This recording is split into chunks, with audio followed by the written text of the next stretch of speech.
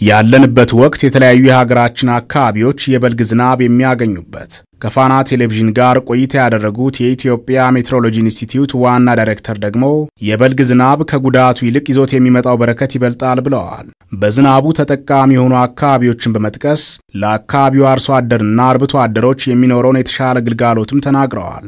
የበልግ ተጠቃሚ የሆኑ አካባቢዎች ብለን የምንጠራቸው የደቡብ አጋማሽ የሀገራችን ክፍሎች ናቸው። እነዚህ የደቡብ ኢትዮጵያ ክፍሎች እንዲሁም የደቡብ ኦሮሚያ ዞኖች የቦረና የጉጂና የባሌ ቆላማ ዞኖችን የሚያጠቃልል ነው። ከዚህ በተጨማሪ የሶማሌ ደቡብና ደቡብ ምስራቅ የሶማሌ ክልሎችን የሚያጠቃልል ነው ማለት ነው። እነዚህ አካባቢዎች ዋነኛ የዝናብ ወቅታቸው ነው። ከዚህ በተጨማሪ የደቡብ ምስራቅ አማራ ምስራቅ ትግራይና አካባቢዎች የሰሜን ምስራቅ አገሪቱ ክፍሎች የበልግ የዝናብ ተጠቃሚ ስለሆኑ ወቅቱን የጠበቀ አርብቶ አደሩም ለአርሶ አደሩም ከፍተኛ ጠቀሜታ ያለው ወቅት ነው። የበልግ ዝናብ ማሳ ለማለስለስና ለምንጮች መፈጠር ጥሩ ምክንያት በመሆን የግብርናውን ስራ በእጅጉ ያግዛልም ብለዋል። ኢትዮጵያ የምታገኘው ዝናብ በዚህ ወቅት ስለሆነ በዚህ ጊዜ የሚኖረው ዝናብ አጠቃላይ ለልማት ስራዎቻችን ከፍተኛ አስተዋጽኦ የሚያበረክት ነው።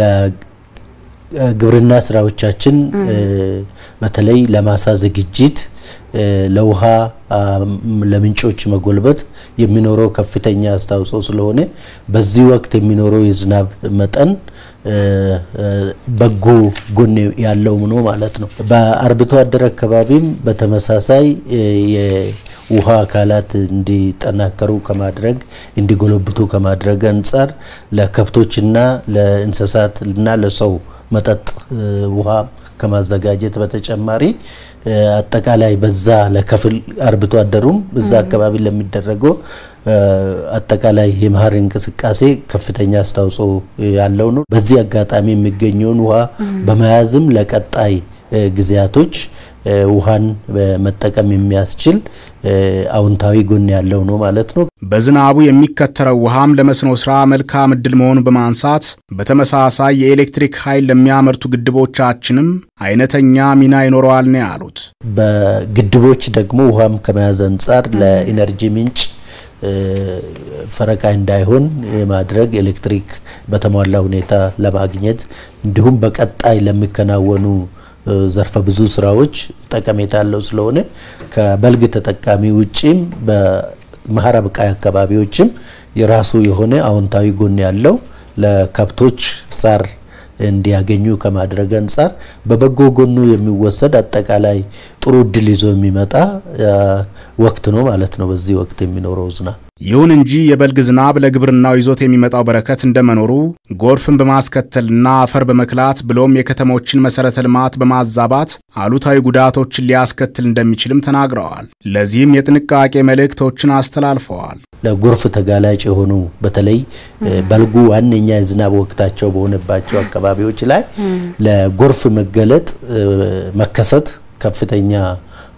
የሆነ ጉዳት ሊኖረው ስለሚችል እዛ አካባቢ ጥንቃቄ ማድረግ የሚያስፈልጋቸው አካባቢዎች ይኖራሉ ማለት ነው። በዚህ በዋነኛ የዝናብ ወቅታቸው በሆነባቸው አካባቢዎች ላይ ማለት ነው። ስለዚህ በከተሞች ከዚህ አንፃር መደረግ ያለባቸው ጥንቃቄዎች በከተሞች አካባቢ የፍሳሽ ማስወገጃ ቦዮችን የመጠራረግ ስራ የማስተካከል ስራ ጠቀሜታ ይኖረዋል። በረባዳማ አካባቢ ላይ ያሰፋፈራችንን አሁንም ወቅት በቀጣይም በክረምት ዝናብ ተጠቃሚ በሆኑ አካባቢዎችም ጎርፍ ተጋላጭ በሆኑ አካባቢዎች ላይ የሚኖረውን ጥንቃቄ የማድረግ ስራ ተጠናክሮ ሊቀጥል ይገባል ማለት ነው።